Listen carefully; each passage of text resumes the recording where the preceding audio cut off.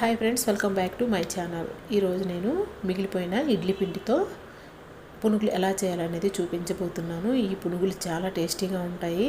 చూసారా ఎంత స్పాంజీగా, చాలా బాగుంటాయి అన్నమాట. ఇప్పుడైతే నేను మీకు ప్రాసెస్ చూపిస్తాను. నాకు 1 కప్పు ఇడ్లీ పిండి ఇలా మిగిలిపోయింది. ఇప్పుడు దీనిలో నేను మనం ఏదైనా ఒక కొలతగా తీసుకోవాలండి. మనం ఇడ్లీ పిండి ఏ కప్తో వేసుకుంటామో మైదా కూడా సేమ్ అంతే క్వాంటిటీతో తీసుకోవాలి. నాకైతే ఈ కప్పుతో నేను తీసుకున్నాను.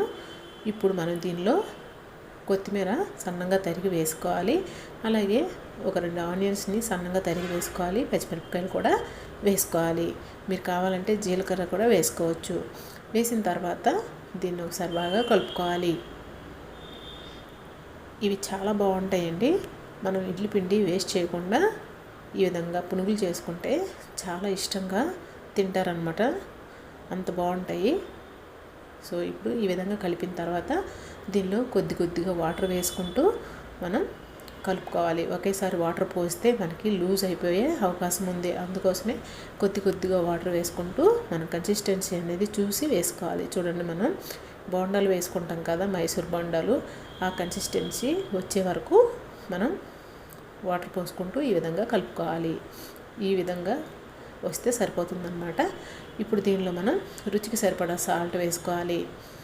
ఆ తర్వాత బేకింగ్ సోడా కూడా 1/2 టేబుల్ స్పూన్ వరకు వేసుకోవాలి. బేకింగ్ సోడా వేసుకోకపోతే మనకి పునుగులు అనేవి గట్టిగా వచ్చేస్తాయి, అస్సలు టేస్ట్ ఉండవు.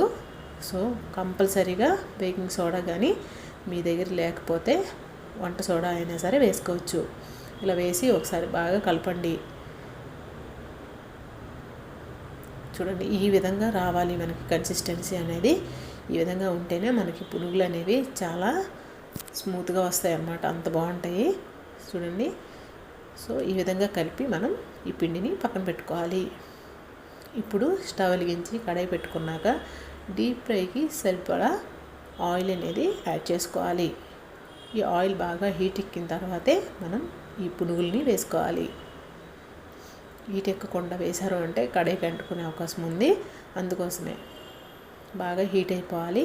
ఆ తర్వాత మనం మీడియం ఫ్లేమ్లో పెట్టి మనం పునుగులు వేసుకుంటే ఇవి చక్కగా ఫ్రై అవుతాయి అన్నమాట. ఈ విధంగా వేసిన తర్వాత నాకు కొద్దిగా కడాయి చిన్నదయ్యింది. అందుకోసమే నాకు కలుపుకోవడానికి కొద్దిగా కష్టం అవుతుందన్నమాట. సో మీరైతే కొద్దిగా ఎడల్పుగా ఉన్న కడాయిని తీసుకోండి.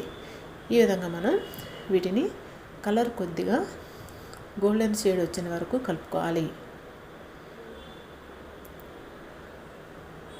చూడండి, ఈ కలర్ రావాలి. ఈ కలర్ వస్తేనే మనకి చక్కగా ఉడికి చాలా టేస్టీగా ఉంటాయి. ఇలా ఉడికిన తర్వాత మనం వీటిని తీసేసి చూడండి, ఒక టిష్యూ పేపర్ తీసుకొని మనం ఈ పునుగుల్ని దానిలో వేసుకోవాలి. ఏదైనా ఆయిల్ ఉంటే ఆ టిష్యూ పేపర్ అనేది పీల్చుకుంటుంది.